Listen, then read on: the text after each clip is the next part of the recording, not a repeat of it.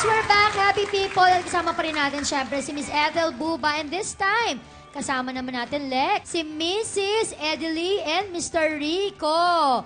Of course. Oh, of Milea. Milea Orchard. Ayan. Si Para Miss ipakita sa atin kung paano Princess. magagamit yung honey. Like, pwede siyang pang-ubo at sipon, hindi ba? Remedy, oo. Sige po. Napakaganda siya para sa cough and cold. At umpisahan na natin, turuan niyo po kami nitong remedy sa ubot sipon, pati na rin sa dysmenorrhea. Etong nandito sa harap natin ngayon, meron tayong luya, merong luyang dilaw o kaya turmeric, meron tayong cinnamon, tapos meron tayong honey at saka kalamansi. Kaya sama-sama yan kasi ang luya maganda yan na antibacterial at saka anti-inflammatory.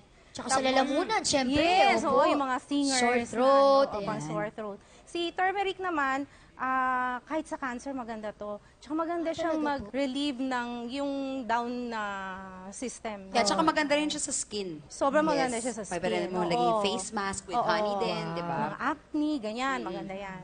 Tapos si cinnamon naman, maganda siyang mag-control ng blood sugar at saka maganda rin siya mag-increase ng energy. So maganda siya na cough and cold remedy at pati nga yung dysmenorrhea, yung fever, pwede rin siyang gamitin. Pag pinagsama-sama po pala, no, meron kami benefits ito i-try sa... natin. Oo, okay. So, So, paano ang po? process, etong mga luya natin, Or yun, tinatawag Oo, na turmeric. Ano pong spelling nitong turmeric?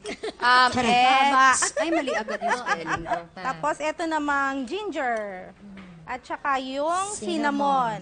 Tapos, lalagyan natin siya ng konting tubig.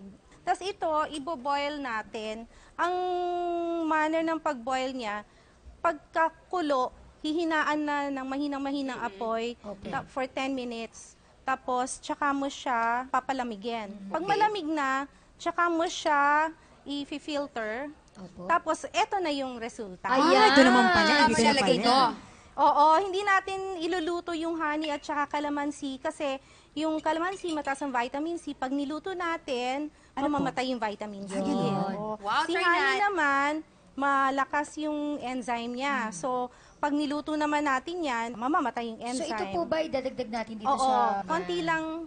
Gaano po kada- Oo. ganito po? Siguro half. Yan. Oops. Oops. Okay na, pwede na. Ito po yung kalamansi, Oo, ano? tapos na yung juice. honey, lahat. Honey. Wow, ito yung Atin makakasarap natin. talaga dyan, yung ating honey. Yung honey na yan ay honey from stingless bee. Kung na-notice mo, iba yung kulay niya, iba rin yung consistency. Tapos haluin natin siya ng maigi.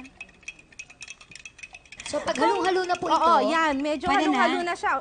Okay na yung kulay niya. Pwede na nating inumin ng puro. Subok? Kung may sakit, inumin nyo ng puro. Pero kung yung daily maintenance, para hindi ka magkasakit, pwede siyang gamitin sa juice. ihalo po. Oo, pang Sige. flavor. Kayo po. Ang pinakamagandang kahalo nito ay yung sabaw ng nyog. Cheers! Okay, cheers. Tingnan muna Cheers. natin Cheers. ang ating Cheers. honey.